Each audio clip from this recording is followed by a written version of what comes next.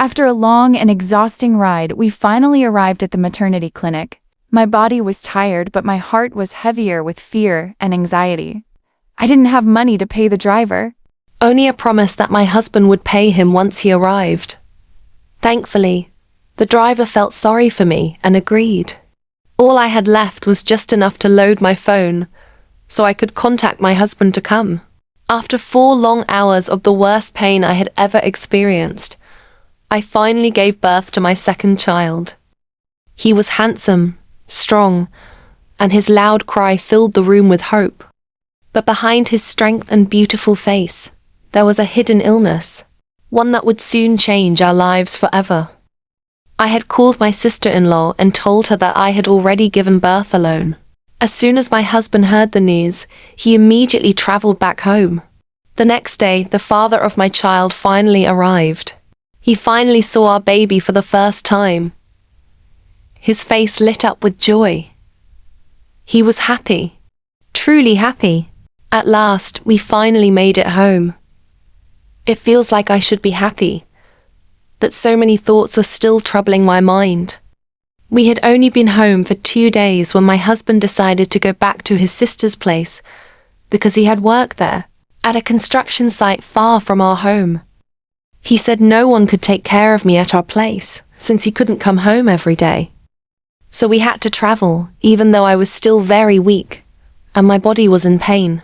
We arrived safely at my in-laws' place, and that became our home for the time being. After 3 months, I began to notice changes in my baby. His skin color started to change, even his lips looked darker, and his skin became darker too. He also started coughing. When we visited my real mother's house, I asked her about it. My parents and my in-laws live close to each other, so it was easy for us to visit. My mother told me that it was normal for babies that as they grow, their skin color slowly changes. So I didn't worry too much.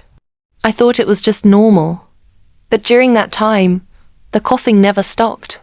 I gave him cough medicine, and it would stop while he was taking it. After a week of medication, the cough would start again. I thought it was nothing serious, maybe he just caught a cold or sweat dried on his back. After 5 months of staying at my in-laws' house, my husband and his siblings suddenly had a misunderstanding.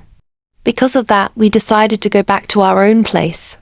There, he once again looked for a job, and by God's grace, he was hired at a construction site for a building owned by a Chinese businessman. During those times, my baby's medication seemed endless. He was constantly getting sick, with hardly any breaks until he turned 1 year old. In my next video, I will share and explain the true condition of his illness. Please stay tuned. And if you choose to support us, please subscribe. Your likes, comments, and subscription mean so much to me as a single mother raising a sickly baby. Thanks for watching.